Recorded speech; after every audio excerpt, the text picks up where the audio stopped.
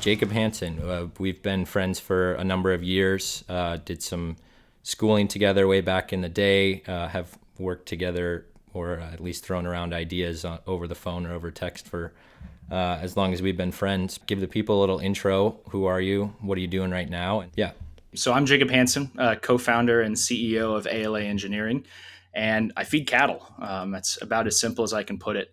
There's a big open area where we have labor shortages, equipment issues, and efficiency problems. And so we're trying to come into that market and figure out that cattle feeding and finishing industry, and bring as much automation as we can to it, while really having to focus on redeploying labor rather than necessarily eliminating it. So, grew up here in Nebraska. Grew up on a hobby farm. I'm glad I got to stick in ag through UNL, software engineering degree, and now building a business based around ag and technology. So it's a good intersection to be at. Fantastic. So if any of the listeners online enjoy eating beef, it's basically you have Jacob to thank for that. So I would love to dig into that, and we would definitely dig into ALA in a minute because there's some really exciting things going on there. But so we're the Dev Different podcast, and really kind of what we're all about here is it's been more obvious since Chat GPT came out, and then the 95% of the population became aware that AI is a thing that wasn't already, or something that can be used. But there's other technical innovations going on all the time, and it requires innovators to kind of challenge status quos, right? For something like the iPhone to be invented, or these kind of transformational technologies that really define what is it that humans are doing in technology. You got to think different, right? So walk me through. I'm curious, how do you go about, or what are the biggest things maybe in retrospect that you would have done differently, or that you were glad that you did in terms of automating this process? And I'm really specifically thinking about, going to the end in the beginning versus like starting and knocking out one thing at a time. Because that's the biggest thing that strikes me about the way that you guys have approached this problem is like you could have in 2019 decided we're going towards autonomy, right? Let's start building an autonomous truck from the get-go. And it seems like, we did a driver assistance system first, or we just did information system, and then we started sending messages out. So talk to me about like the kind of approach there and how that has impacted your success. I really think that going straight to the end goal immediately is one of the issues that has plagued ag tech companies, and especially coastal ag tech companies trying to deploy solutions here in the Midwest.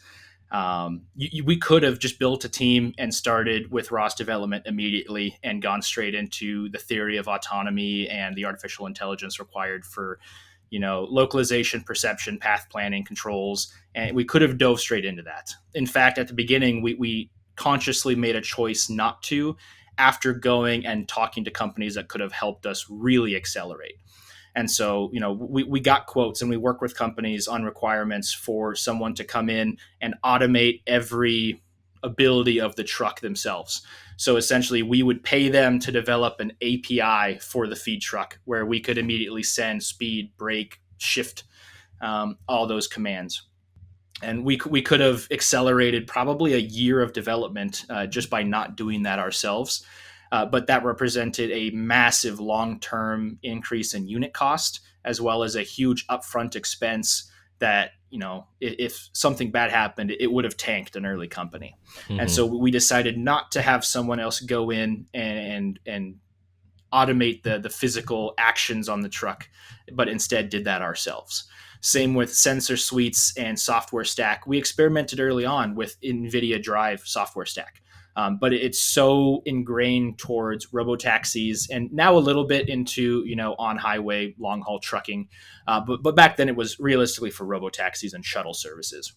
And so we could have accelerated our development there by utilizing a lot of their existing systems, but we would have been bending existing systems to our will rather than developing these systems slowly over time. And so if we would have written $1 to $1.5 million in checks that first year, we could have had a autonomous capable truck immediately. And that's the way that a lot of companies have approached this. Is you immediately ramp up hype, uh, investments and spending all at once, where we've taken the much slower route of building our fundamentals before going out and looking for more investment and building the team more. We've taken it very carefully. I think in a lot of industries you can't afford to be slow and careful.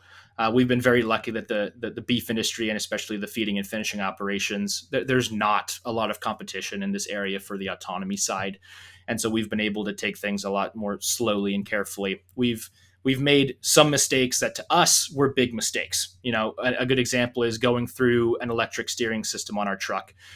We went through a long process of requirement solicitation, working with our engineering team to find something that was really going to meet our needs, wait for it to be built, wait for it to be shipped, install it, and then deal with electrical issues. For us, that was one of the biggest trip ups we've had. But on the scale of an autonomous project, that's just a little blip. And so we've been able to avoid bigger mistakes like that, or much worse than that, by taking this more slow approach. It also allows us to have a lot more of that IP in house, which is really important to us long term. What do you think the impact is of, because you said we could have written $1.5 million check and had a platform running that did autonomous things. How do you think that the solution that you're at now, having taken a different bottom up approach and not kind of, I totally feel what you're talking about with not bending products to your own will that aren't really designed to do what you're doing. It happens all the time in software. But what do you think the ultimate impact is of the approach that you took over, kind of trying to go straight to the finish? Yeah, robust systems. That's it. Most of the research we were doing, these systems weren't even robust yet for on-highway use or on-road use. I think they are now, but back then they weren't even really sufficient for that in actual deployments. So building it ourselves and building it specifically for the feedlot environment really allows us to have a dependable system that isn't, our vision systems are built to have gravel roads, mud, and ice. We're not wasting training on lane lines and beach balls running into the road. We can focus a lot more. We can run more efficiently. We can use smaller data sets. We can spend less on training models. We can spend less engineering time on edge cases. A good thing to mention there is the feedlot is also a perfectly enclosed environment that's very static, and that's just the dream for anyone doing autonomous systems.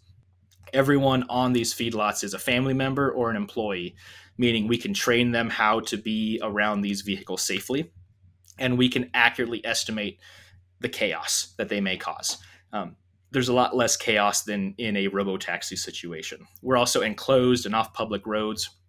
The only traffic we're dealing with is guys on 4x4s or other feed trucks. And so it's very easy. It's a lot easier to automate in areas like this. It's still a very difficult problem to solve, but I'm very glad we're not trying to automate on road. And so that was a big step for us. By building that ourselves, we got to focus on exactly what our environment is, exactly how our system needs to operate, rather than using systems that were developed for these wild robotaxis. Yeah, and probably reaching, the theoretical ceiling of performance of the kind of bottom up, completely integrated system. And for listeners of the podcast that were on last week and listened to the episode with Samuel, he said something very similar about, agile software development leans towards pushing people to just build use systems that already exist or build separate systems and then at the end plug them all together. Whereas, he's advocating for a completely integrated approach, start to finish. But I would imagine that, 5 years ago, you go and write checks and you get NVIDIA Drive and you get somebody else's, steering system and whatever, and you start gluing it all together. The ceiling of how good you could ever get that vehicle versus how good, what's the theoretical kind of ceiling of performance of the all-star truck that you guys have built. I would imagine that the sky is much more the limit, having built it yourself. Yeah, it's a world's difference between the two approaches. And then strictly from a business side, it's also a world's difference in, like I said, owning the IP, being able to build these systems at a much lower unit cost, and not paying taxes to all these other companies that built parts of the system that we then integrated into ours. And so the unit cost means our margins are better. It means our pricing's better for the customers, and it means a lot more reliability, durability, and a lot better support in the long term. We're not reliant on a company that we integrated into our system and they Mm-hmm. get acquired and now their support is non-existent. Because they got bought up by an LLM company just for their engineering talent. We're not dealing with stuff like that because we build these systems ourselves. We can really be there for the customers with uh, the knowledge that we need to solve the problems that will pop up over the years. Yeah, it really makes me think of, Tesla has been, or Elon has been fairly outspoken about manufacturing in-house as much as they possibly can. And, you eliminate a lot of headaches. Like supply chain's another thing, right? Whether that's physical parts or, the supply of a company's service. Like you said, one of your integration partners gets bought up and decides that this is no longer where we like to make money. Well, good luck. Now you got to figure something else out. So, yeah, super cool. And I've learned a whole bunch of stuff that I didn't even know, and we've talked about this stuff for hours on end. So, for as long as I've known you, and people in this space tend to be serial entrepreneurs and builders. Talk a little bit about what made you go into tech and what were some of your early kind of ventures or forays into the space. Yeah, really, my earliest foray into the space was actually back in high school. It was a lot more simple web design and general IT work, but really wanted to see if I could go out and do something on my own. And that worked for a couple of years. Getting into college, that's when the ideas really start to flow. And so me and friends, including you, bounced around all sorts of crazy ideas over the years in college. So I think Labely was a really good example there, Mm-hmm. where we thought we might be able to come into the market and give people a chance to gamify data annotation and labeling, and kind of act as the app for Uber drivers between Uber rides. Obviously, that didn't work out, but it's fun to pop ideas like that around. I've also tried some ideas with some other guys regarding automated crypto exchanging and forex automation, and just all sorts of different things that we try. We go through the brainstorming and kind of the ideation phase, and then there's just not a market fit for it, or it's not a good fit for the team that we have, and so never really took off with any of those. But really got a good chance back in 2019. I'm not the visionary co-founder by any means here at ALA. My two co-founders, Austin and Vince, were really the visionaries that already were working in the feedlot space, working on actually electric feed trucks back in 2008. Patented that way too early, before its time, and working towards GPS auto steer for feedlot trucks. And really, we're able to connect in 2019, and I was able to come on as the engineering co-founder and kind of take their vision for what the feedlot of the future is supposed to look like, and how do we turn that into an actionable plan and then an actual product. So really, my main focus has been on ALA for the past 5-6 years. There's been a couple little ideas in between there, but it's the idea that's really grown and is on the way to commercialization, in a couple of years, and so that's really exciting. Yeah, so let's take a step back because we're both Nebraska located at this point in time, but not everybody is, and I remember having to have you walk me through it in the beginning. So you mentioned that you feed cattle and electric feed trucks and feed lots, and some of those terms might not be super familiar to some of the listeners. So just to start out with a base, what is a feed lot? What is a feed truck, and what role do they play in kind of bringing a steak to my table? Yeah, this whole industry really revolves around the entire supply chain and value chain to bring that steak to your table. And so that supply chain starts clear back, even before corn and the other commodities that are used to feed. There's a really long supply chain just to get beef on your table, and we're just a small part, kind of right towards the end. of helping that process. So really, beef as a supply chain directly starts at cow-calf operations. A lot of those then move on into feedlots called feeding and finishing operations, where they live until they're ready to actually go to the slaughterhouse and enter the food side of that value chain. So feedlot sits square in the middle, right there. The entire concept is to bring young cattle into the feedlot, feed them optimally, make sure we have optimal nutrition and nutrient efficiency to grow those cattle as fast as possible in a short amount of time and to get them ready to go to that next step of the value chain. We are focused really heavily on just getting the feed from the mill to the cattle. And so there's a lot of companies that try to take on the nutrition aspect of things and feed delivery and processing afterwards. We're laser focused only on feed transportation. That takes a lot of liability off of as a company, but it also means that we can focus our expertise and our talent at one specific thing.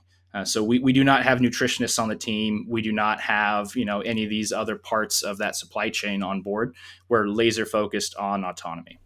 Okay. So essentially, a nutritionist decides what ration and what amount each head of cattle is supposed to get that day.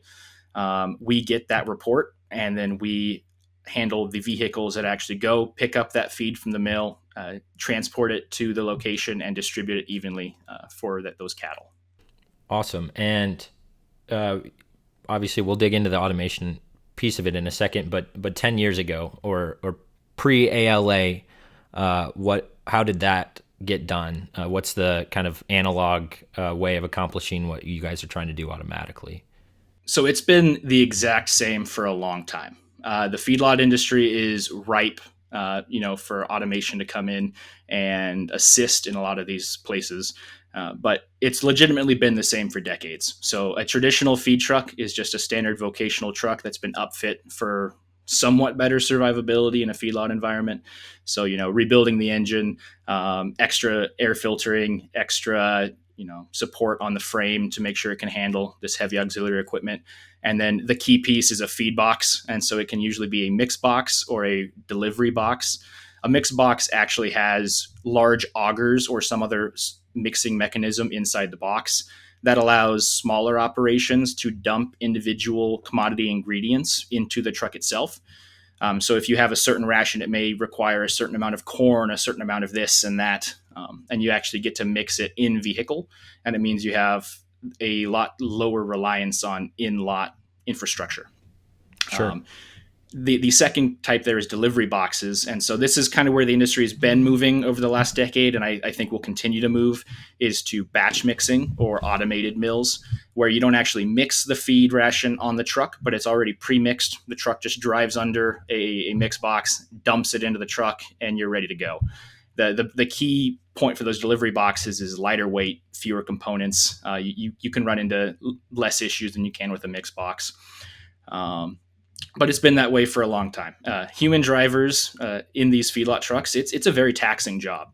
When we started this project, I actually did feed cattle to really understand the process. How does the truck operate? What are the issues with the truck? What are the issues with the driver? And it's a very mentally taxing process to go and feed cattle. So I can break that down a little bit. Yeah. So you pick up the feed from the mill, and it's either pre-mixed or you have a mixing box. But ultimately, at some point, you've then got a vehicle loaded up with enough feed for that you're going to give to your cattle today. And how does that work? Do you spread it out in the ground? How are you actually like delivering it to the cows? Yeah. So you have a human driver in these trucks. So once you're loaded up, you actually have to then drive to the first bunk or pen that you need to distribute food to. And so traditional drivers used to be just feed sheets where you had printed copies that said bunk 2A needs 5,000 pounds of this ration, so on and so forth. And so you would make sure that you were fully loaded with X pounds of this ration, and you could go deliver to whether it be one bunk or 3 different bunks that need that same ration. You physically drive there, and then you line up as close to the bunk as you possibly can. And so usually feed outputs on the driver's side of the vehicle. So you drive along the bunk and you have a chute that opens and goes down, and then feed starts coming just out the side of the box, and you have to make sure that gets into this concrete bunk properly so that it stays clean. And What does the bunk look like yeah, just for essentially in just a layman's concrete terms? U shape. Yeah. Yeah. So it's I guess a trough would Sure. be an easier term for it. But most of the ones we deal with aren't necessarily individual troughs, but it's one long bunk line that spans multiple pens. It's actually really cool how they're made. But yeah, it's just a concrete trough that we dump feed into that the cattle can access and get all of their nutrition. Okay. So yeah, if I'm doing this 10 years ago, pre ALA, I get in a truck, pick up my feed, and then I've got to go and line them up, right? The troughs are not that big, up maybe 18 inches or something like that across, right at the top. Lining it up on my driver's side. I'm looking at my sheet. I know that I've got to put 5,000 pounds out, and I just got to be good at how much to put and where, and the flow rate, or how does that work? Yeah, so like I said, it's very taxing on the mind. So you have a couple main points that you're solving for. So you start at the zero location, and let's say this bunk is 250 feet long. So you need to travel from zero position to 250 feet in a perfectly straight line, making sure that the end of your chute is lined up properly above the bunk so that the feed coming out of the box arcs properly into the bunk. And so that's kind of thing one. You have to make sure that you can drive a straight line while making sure all the feed gets into the bunk. And you're also dealing with external factors like wind, which can sometimes kind of change that arc pattern. So the distance that your vehicle is from the bunk does vary based on weather conditions as well. Also, with as much feed as in the bunk or in the box, if your box is 100% at capacity, feed is going to shoot out a little further than if your box is almost empty. There's just less back pressure pushing it out of that box. Sure. Um, so you have to drive in a straight line perfectly. You also need to make sure that you're traveling only 250 feet. So in an ideal scenario, you're distributing this feed perfectly evenly across that whole 250 feet. So you need to make sure that you start feeding exactly at zero and you stop feeding exactly at 250. Next thing you have to watch for is feed output speed. So 10 years ago, and even most operations today, it's almost impossible for a human driver to do what's called a one run feeding. And so, or single pass feeding, I guess is a better way to say it. And so, in an ideal scenario, you can control your ground speed perfectly, go in a perfectly straight line, and control your feed output speed perfectly. So that once you hit 250 feet, you've traveled the distance, you've output the correct amount of feed, you can stop feeding, close the chute, and move on to the next task. That's very difficult to do. And so, what happens a lot of times is a driver will drive a set speed down the full length of the bunk and then shut off feeding at the end and realize, hey, I only put out 5,000 pounds. Or 3,000 pounds of the 5,000 pounds. Sure. So I still have 2,000 pounds left to feed. Ideally, you would reverse the entire length of the bunk back to the zero position and redo that process, aiming for 2,000 pounds of additional feed output. But what usually ends up happening due to time constraints is the driver will leave everything feeding, throw the truck in reverse, and back up until the rest of that feed is out. Mm-hmm. And so now the first 2/3 of your pen are underfed, and that last third is overfed. And a big problem with that is that cattle are really like humans in a lot of ways. One being we always go to the same spot at the dinner table. Mm-hmm. I've never met someone that randomly chose a spot at the table. If it's your table, you have a spot. Mm-hmm. Cattle are the same way. And so if you're consistently feeding that last third of the pen heavy, then those cattle are just every day getting extra food that the beginning 2/3 aren't. And so you're juggling all of these tasks while also making sure I'm in an extremely large, heavy, and dangerous vehicle. I need to make sure object avoidance, collision mitigation, that's all still reliant on you. And so, yeah, you're looking at your scale, you're looking at your feed sheet, you're looking at the bunk, you're looking at the mirrors, you're looking in front of you. And getting this all to line up perfectly is an incredibly difficult task. And so most of the producers that we've worked with so far, just because it's easier to work with smaller operations, have been owner operators. So them and their family and their kids have been feeding since they were 11, and they're Mm. still don't do single pass feeding just because it's that difficult. Sure. So you can only imagine how, unskilled hired help coming in with 1 week of feeding experience might not only feed less accurately and less, smoothly, but also could pose bigger safety risks into running into obstacles. One of the big things that happens is trucks running into the bunks themselves and Hmm. damaging concrete bunks and destroying the truck. So that's kind of an overview on how a human does the feeding. And I think there's multiple points in there that could each be individually helped, but our solution really takes all of those problems and wraps it up in, under one nice bow. Yeah. So sounds like a hard problem. Sounds like a hard thing to do. And I'm going to stick with software as opposed to a career in a cattle feed truck because it sounds hard. So so yeah, that's the status quo, right? That's the analog solution. And so you guys at ALA decided to automate this whole process or to the extent possible. So talk to me a little bit about where when you started the company in 2019, what was the intent at that point, and then kind of what is the current state of the art today. And I see, for viewers that are watching video, there's a couple of photos behind Jacob on the wall of the truck that they have today. So yeah, talk me through where it started and where you're at. Yeah, so in 2019, we knew that we wanted to be laser focused on full autonomy. So that's not only been the dream, but that's been the target since the very beginning. There are, however, many small incremental steps to work there. So we didn't in 2019 go and buy a whole set of autonomy sensors and buy top end compute and immediately hire, PhD roboticists. That's not how we started out. There's a lot of fundamentals to learn first.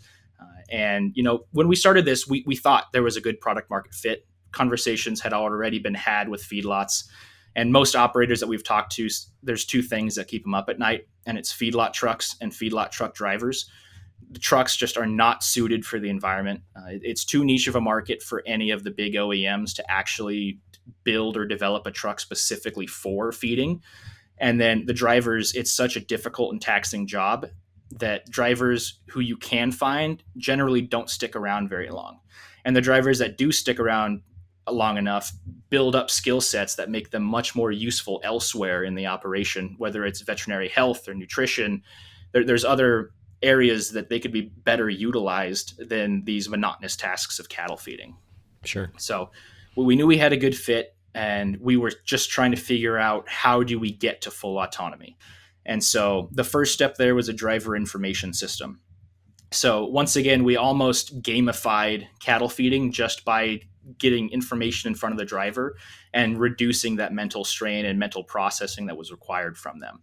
So it was really simple. That first summer that we started working on this, we had a 7-inch screen that had 2 progress bars on it. One progress bar represented, from 0 feet to 250 feet, and one progress bar represented 0 pounds fed to 5,000 pounds fed. And so as long as you could keep those 2 bars lined up, then you could perfect, a single pass feeding. And that system alone, increased the efficiency of especially owner operator drivers just tenfold. So we were immediately able to complete single run feedings, I would say 65% of the time, just because you weren't having to calculate these.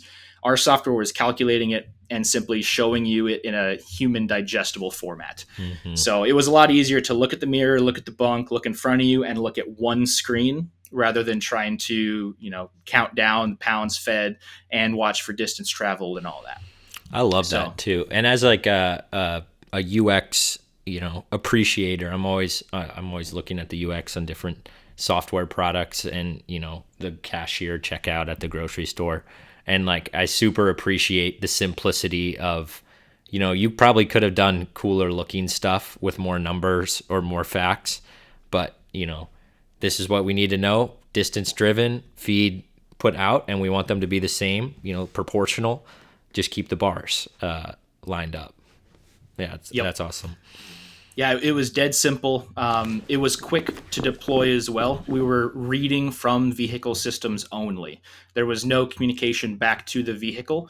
So all we had to do was reverse engineer some CAN signals and connect to the existing scale on board the vehicle through RS-232, decode that data, and display it to the driver. And that's really all we did. The most complicated part of that entire tool was just the user input. We didn't have any integrations or auto data ingest from feed sheets, and so you would pull up to a bunk and you would just type in, you'd look at your feed sheet and say, okay, 5,000 pounds, 250 feet, go, and that's all you did. It was super simple. So we tested that for a whole, I think, most of a year, and really got those fundamentals down, made sure that the scale system was accurate enough and that our ground speed was accurate enough. At that point, we were using a wheel odometry of the vehicle. So essentially only counting wheel ticks from ABS sensors in order to determine distance driven, Mm-hmm. just integrating speed over time. And so in a 250-foot run, that's okay. We were seeing 1 to 3 foot distance error, so we weren't necessarily getting to the full actual last foot of the bunk. We might have been a Mm-hmm. few feet before, but at that point in time, just having that single pass feeding was enough to get us Sure. going.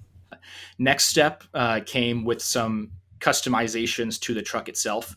And so we have a testing platform and we've used it since 2019. And so it's been through so many different sensor suites and compute and software stacks. It's really been just a workhorse for all these years. And one of the first things we did to it was we swapped the transmission in it.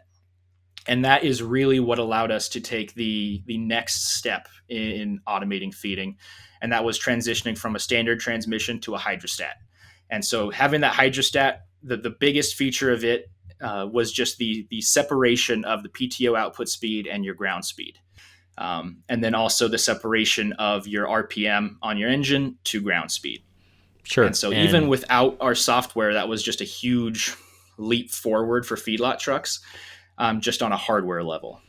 yeah, and for people that aren't familiar with kind of the mechanics, hydrostat versus a standard transmission, you're talking about making a translation, I guess, into hydraulics over standard gears, right? Correct. So essentially, our engine becomes a giant hydraulic pump that just builds pressure and flow. And then the hydrostatic transmission converts that flow back into mechanical rotation. And then your diff converts that into rotation on the wheels and forward movement. So it's really separating the actual linkages between the engine and your wheels. And so you have much finer tuned control between the two. Also, the big benefit for everyone who wants to make beef as eco and sustainable as possible is fuel consumption and clean fuel burn.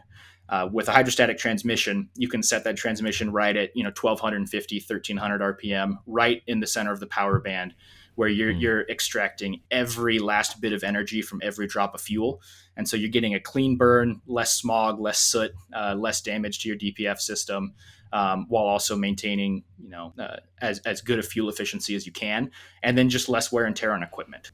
Sure. One of the things I mentioned earlier was in a traditional driving environment, you're going forward, you're going in reverse, you're going forward.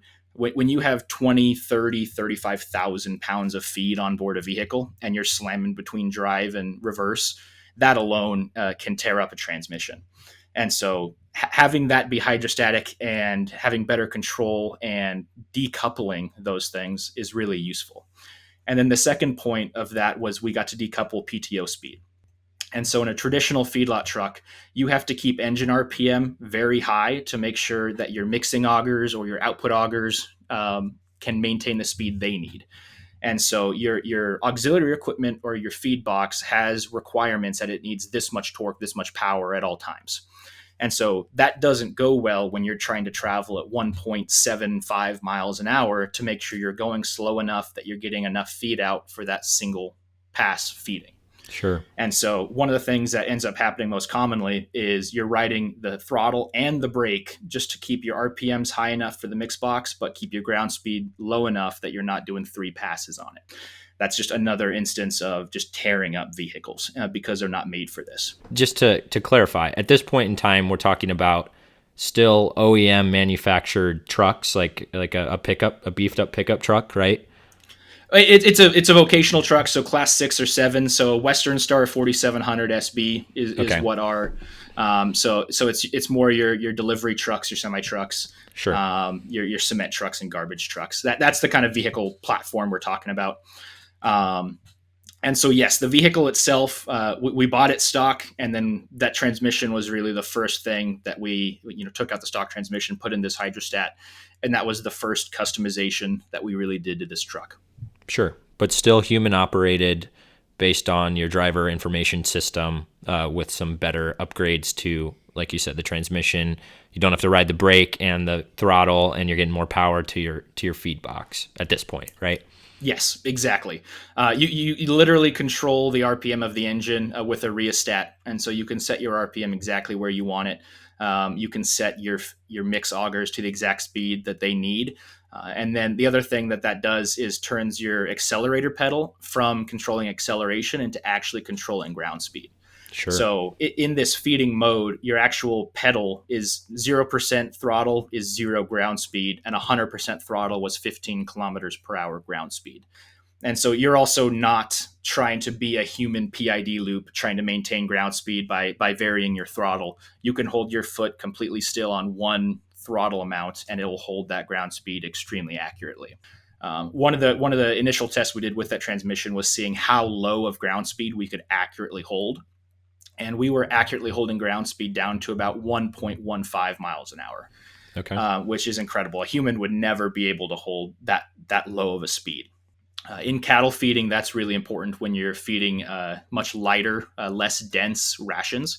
And so if your ration is really hay heavy versus really corn heavy, you have to get a lot more volume out of the truck to get the same amount of weight out of the truck.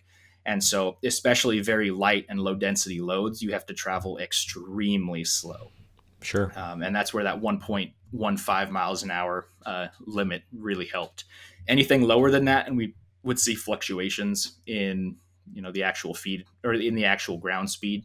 But anything between 1.15 up to 15 kilometers an hour, the vehicle is just capable of holding that extremely steadily. sure. Okay, so we've got a human driver in a much better beefed up truck for doing these things. How do you get from there to kind of where you are today when I'm looking at behind you, and start bringing some automation into things? Yeah, next step is ADAS.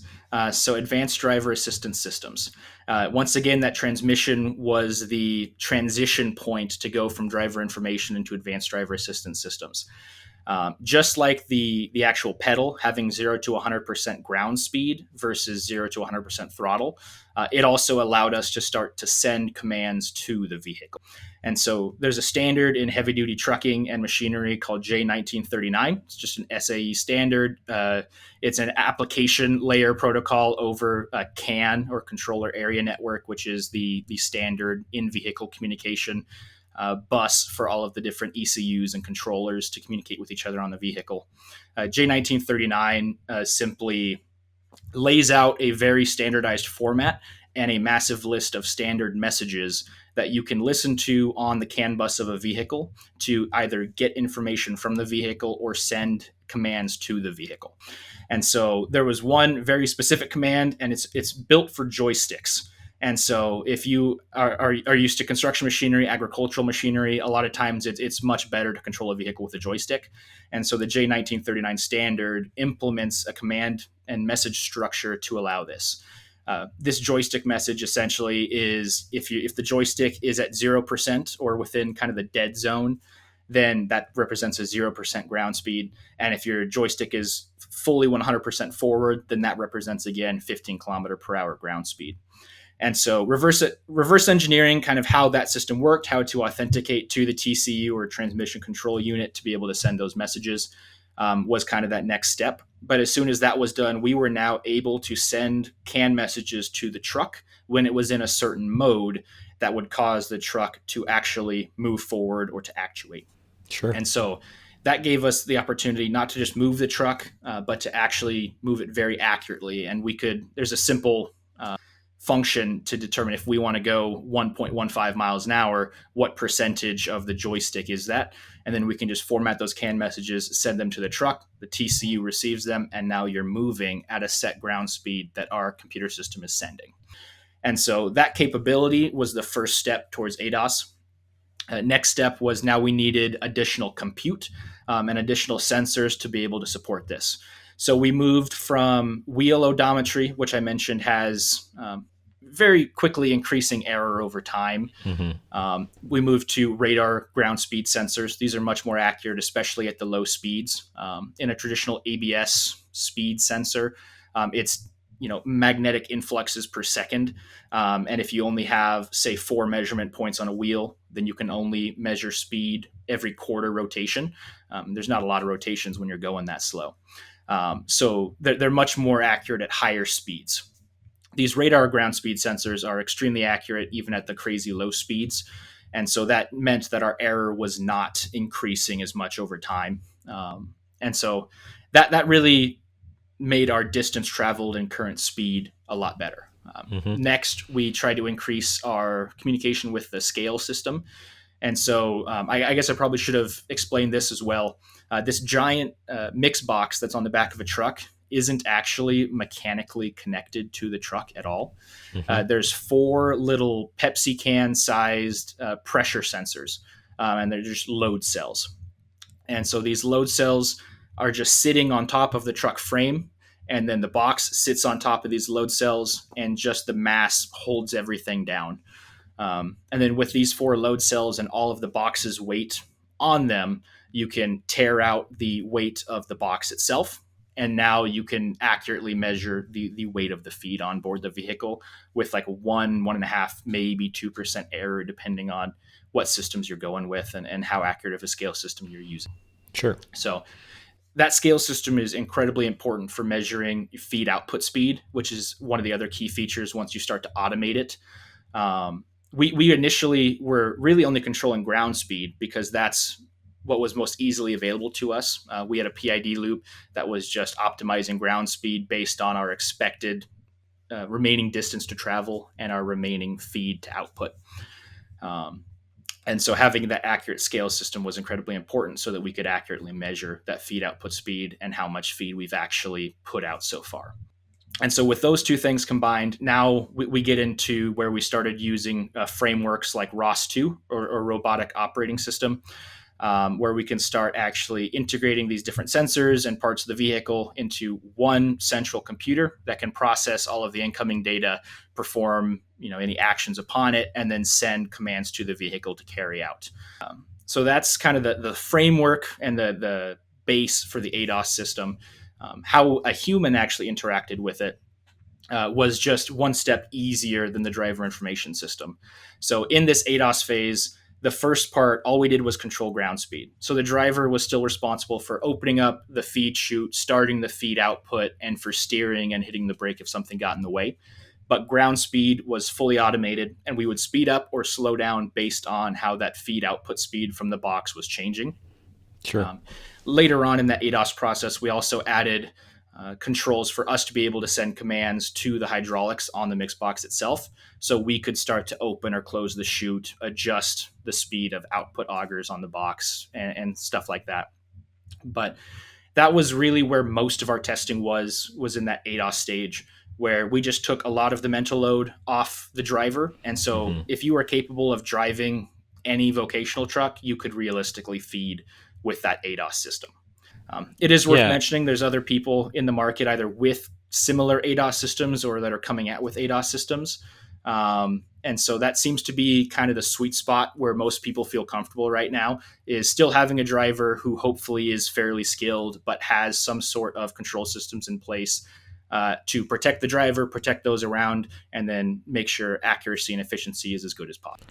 And I don't want to skip that part, because I know, as someone who is using technologies to automate, very technical processes myself, and an entrepreneur myself, there's a super big kind of prevalence of an old business coach that I used to work with. He talked about like the gap and the gain, and how, you know, the gap, it represents the distance from where you started to where you are, and or excuse me, the gain represents the distance from where you started to where you are, and then the gap is where am I now and where do I want to be, right? And Mm-hmm. as serial entrepreneurs, like, we're constantly moving the goalposts, right? Like, as soon as you cross one finish line, you know, we're just like, except we're not there yet, right?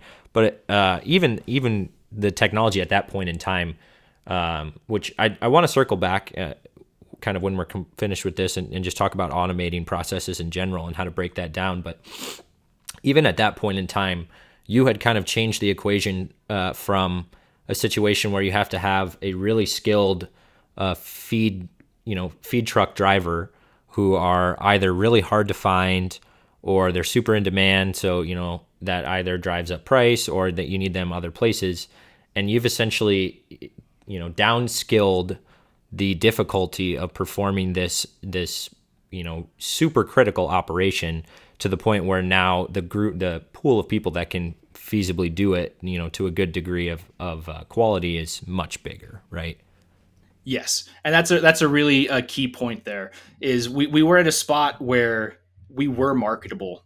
We had it very, you know, in our sights. How do we take this upfit model and take a traditional truck, throw our transmission in it, throw a computer in it, and throw a couple sensors, and very quickly start to build a fleet of these vehicles that go out into the real world for testing? Mm-hmm. And there was really heavy market pressure pushing us to release that ADAS system. And looking back, I'm extremely glad we didn't. The ADAS market, like I said, the competition's heating up. Sure. And if we had released ADOS, we really thought that it was going to slow us down from our true goal. Going Once you go into market, you're really dealing with support and maintenance operations, so much so that your engineering and future operations slow down. And so that was a really hard decision for us to make, not to go to market with the ADOS system. But we really didn't want to be supporting a legacy fleet of vehicles while we are also trying to grow the autonomous side of the company and really hit the end goals that we want to reach. Yeah, and that's a tough one too, especially when you got investors, and you've got, you know, cool looking tech. Like, the pressure to just say, like, let's go ahead and monetize this. You know, I'm sure it was significant, right, in taking it to market, but, you know, it takes sometimes the long view, and some steely nerves to kind of make a decision to say, like, no, this is not where we wanted to go ultimately. And I think if we do that, it's gonna, you know, push back the calendar on bringing autonomy. Yeah, it's a really hard equation to try to figure out. Looking back, if we had gone into the ADOS market, we would have been one of the first on the market, and so we could have gotten a substantial market share, you know, right away, 2 years in, and had, you know, a growing revenue stream and the ability to bring on more people. But one of the things that really kept us moving forward was the iPhone versus Android problem. Your Android phone gets 2 years of support because there's 1,000 different models from Hmm. 20 different manufacturers, and you have to build software and applications that can support this really diverse fleet. You have aging phones, you have new phones, you have a wide range of processors and motherboards and everything that you have to support. Versus the iPhone, you get 7 years, 6 years, 5 years of support because they do 3 models a year. And so it's not technically feasible to support a diverse fleet with a small team. And so you would end up using all of that new revenue in building those support teams to support the older fleet. And that would really limit your engineering talent and capabilities on moving on to the next step. So you're exactly right. It took nerves of steel to say, no, we're going to decline this marketability opportunity, and we're going to keep moving forward to what we think the actual solution is. Even if producers want the ADOS system, we know that what they need is the fully autonomous system with the custom truck, that we can talk about a little bit later, that takes not just the transmission one step further, but the whole powertrain and platform forward, you know, to the next evolution of feedlot trucks. Yeah, so lay it out, like the full sales pitch on what you guys are at now, right? So at that point in time, there's a decision: do we take this to market or do we push forward to full automation? You obviously decided to push forward to full automation, and made the decision to go ahead and start manufacturing, at least to some degree, the vehicles themselves, as opposed to upfitting the OEM manufactured vehicles, which allows you to kind of drop some constraints, right, that other OEMs have for vehicles that they're trying to sell in a mass market. So talk about what is the the latest and greatest offerings of ALA, kind of what I'm looking at behind you, and all the engineering that went into that. Yeah. So first, I just have to say, as if we were a traditional startup, we would not have been able to skip that market phase with ADOS and move on to automation. We have always had very steady funding and continue to have very steady funding, which is what makes us able to take these long shots, even though we just pushed marketability out another 3 years. Mm-hmm. But a big part of that is my two co-founders, Austin and Vince. They're the owners of Aulic Industries, and our main source of funding. And so Aulic Industries is a traditional ag equipment manufacturer that's been around since the 50s. And they focus really heavily on building extremely durable, ruggedized products. And so having not only the team members on ALA itself, but also that really, really close partnership with Aulic Industries is what's allowing us to take both the software side and the hardware side and combine them. I don't think ALA has the bandwidth to itself also build mechanical engineering teams and the manufacturing infrastructure without the help of Aulic Industries. And so we've been able to utilize a ton of really skilled people on the Aulic team to help us go through the iteration brainstorming processes, but also now through the fabrication and testing processes of what a custom feed truck looks like, where ALA is still mostly software engineers. Sure. So that partnership is incredibly important in making sure that we can kind of split in both directions. And then once we have autonomy down and once we have the feed truck custom platform itself down, we can reconverge the two and really have that product that everyone's looking for. So to talk a little bit about the truck behind me, this is called the All-Star. And so this is currently in prototyping right now in Scottsbluff, Nebraska. If you looked at Scottsbluff on a map or you drove through it, you would never know that a world-class custom feed truck like this was being developed there. But the biggest features of it are a fully hydraulic powertrain. So everything, including steering, braking, propulsion, and all the auxiliary equipment is all handled with a very robust hydraulic system on board. So we get those same benefits of very accurate, low speed control, as well as very accurate steering, vehicle odometry, and all of that, while still maintaining great fuel efficiency. We've cut the size of the engine in these vehicles by a third. A traditional vocational truck needs to take a load of concrete 65 miles an hour on the highway. Our vehicle's theoretical max speed is 15. So there's a big difference between what you need to operate in a feedlot versus what you need to make a mass market product, like you said. And so we have Western Star and Freightliner and Peterbilt building mass market trucks that aren't well suited in these more off-road, lower speeds and worse condition environments. And so going fully hydraulic there was the first big step in making sure that we maintained all of the progress we have from our test platform, but we even take it a couple steps further by making it a more robust system. In the future, it's worth mentioning, we do eventually want to go back to electric propulsion, but not necessarily battery electric vehicles. The concept of diesel electric hybrid is what really interests us. Locomotives have been using it for how long? We really can't understand why no one's done that in a feed truck yet. You get the same sort of benefits where your engine's running right in its power band, generating electricity, storing in a small battery bank. So your battery bank can handle these surge loads that happen every once in a while. And then if there's no surge loads going on, your generator can shut down and you can run off the small battery bank for a while. So it's incredibly fuel efficient, incredibly, clean fuel burn, all those same benefits. But we focused on hydraulics for now because that's what the Aulic team is really skilled at. They're really skilled at upfitting existing feed trucks and dealing with hydraulic systems. And so that's kind of the direction we went there. This custom platform still allows us to put on any sort of feed mixer that we want. We will long term be able to support all sorts of different manufacturers, and eventually, especially once we swap to diesel electric hybrid, this chassis and powertrain is applicable to different areas, not just feedlots. So even though our focus right now is on feedlots specifically, there are things that we're architecting into our systems now to make it a lot more extensible in the future, and make sure that other applications can be served as well as we're serving the feedlot environment. Sure. So that's kind of the extent of what Aulic Industries and ALA are collaborating on the vehicle powertrain and the chassis itself. Then ALA comes in and we do all of the sensors, the sensor suite, the compute components, the power delivery, the networking, connectivity, and then obviously the autonomy software stack itself. And so we use 6 high definition, 4D imaging radars in a 360-degree configuration around the vehicle. So we have very low resolution but incredibly high reliability data about objects surrounding the vehicle. Those are really our last line of defense.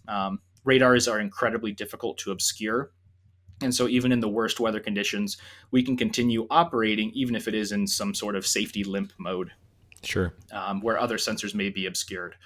Moving up that sensor suite, we get into LiDAR, which is a lot more easily obscured than radar is, but gives us incredibly accurate and detailed 3D information about our environment.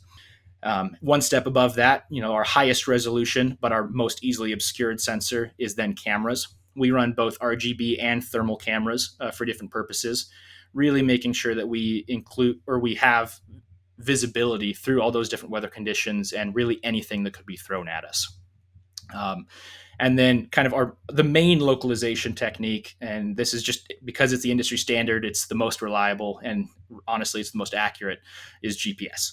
So we still rely on GPS for vehicle localization, but we've taken it one step further. And rather than using an off-the-shelf solution, we actually built an embedded systems engineering team and built a custom GPS controller. Not necessarily the GPS receivers themselves, but we built a carrier board for 3 GPS receivers that allow us to have extremely accurate information about the vehicle, not only its location, but its orientation as well.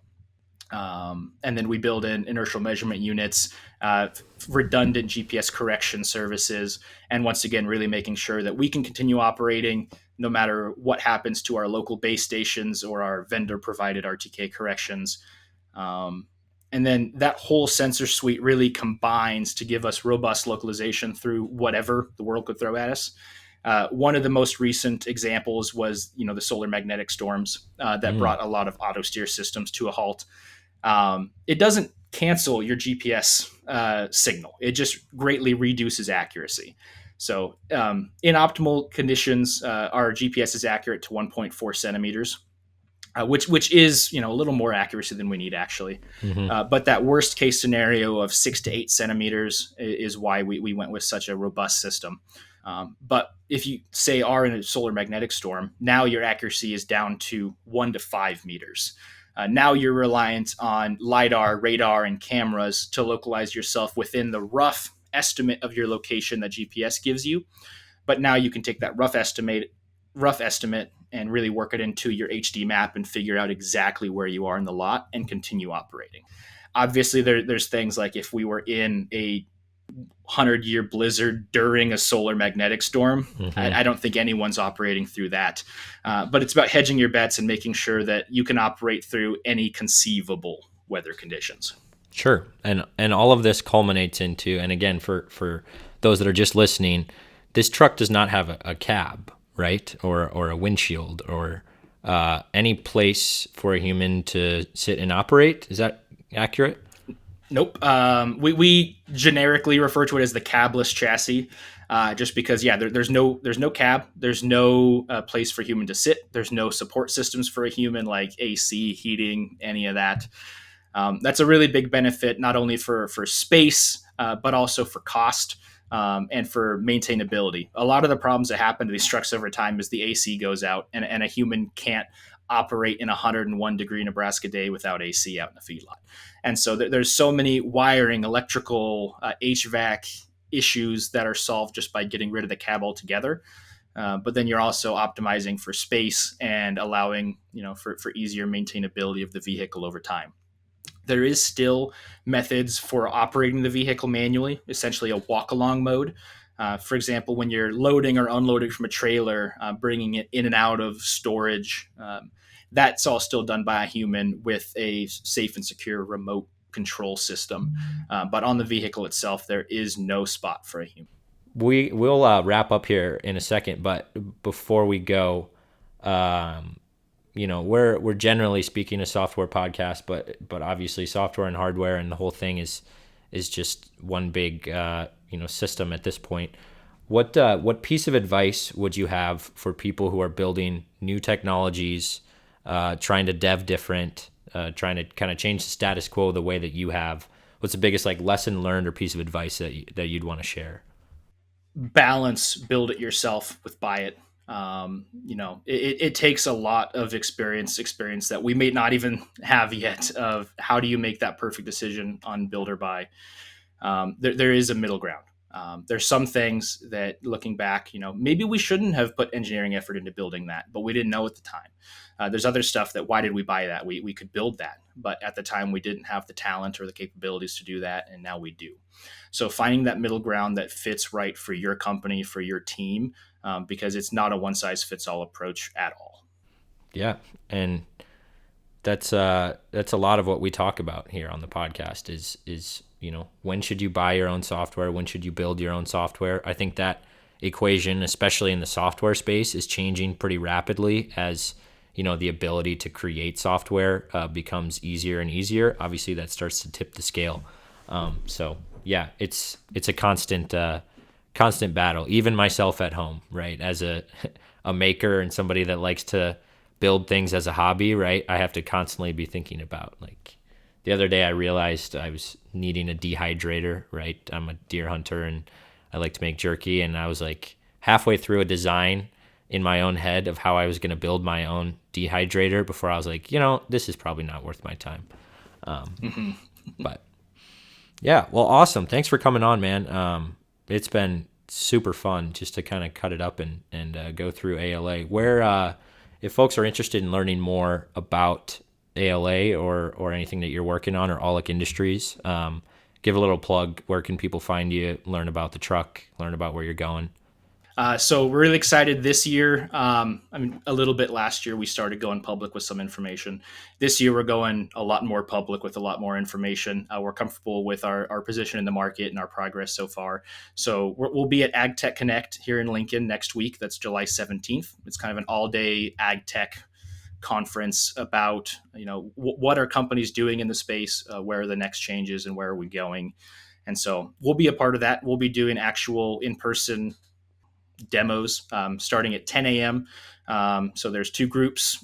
Each group gets 30 minutes to come and watch our demo. So we get to introduce kind of our whole team, including everything from safety and integrations all the way up to like our principal SE and all the people that are really key to this project. Get to talk more about the individual sensor systems, show off some new aesthetics on the test platform. Now that we're going to be putting up more videos and pictures of it, and extending our social media reach there. So if you're in Lincoln or in the area, come check it out. The 17th, it's on Innovation Campus here in Lincoln. We'll also be at Husker Harvest Days in September and the Nebraska Ag Expo in December. Won't be doing actual physical demos there, but we'll have the test platform vehicle there. You'll get a chance to interact with our team, see what our perception stack looks like, our localization stack, see live demos of how the vehicle perceives its environment, and really have a lot of cool conversations there. We're laser focused on feeding. Our tagline is really, let us feed so you can focus on growth. And I really want to make sure that we're able to communicate that to the customers and other people in the space. We're not trying to take over your nutritionist software. We're not trying to take over all your feeding operations and the other parts of the process. We're really here to transport feed from the mill to the bunk. And we're doing it in as secure, safe, and efficient way as we can. Building secure cyber physical systems is incredibly hard, incredibly taxing. Getting regulatory compliance and making sure that we can actually get to the market in 2026 like we're targeting. There's a lot of work to do, but we've had a ton of good progress so far. we're also growing the team. So if you're interested in getting into the ag space, especially on the autonomous vehicle side, we're really looking for software engineers in that senior staff level that come in with some experience on autonomous vehicles, or even just embedded software experience in that automotive market as well. We'd be really interested to see and meet future members of the team. So Awesome. Well, thanks for coming on, man. It's been good to talk to you. And yeah, as always, dev different, think different, get crazy, break some stuff, and we'll catch you next time. yeah, sounds great. Thanks for having me on.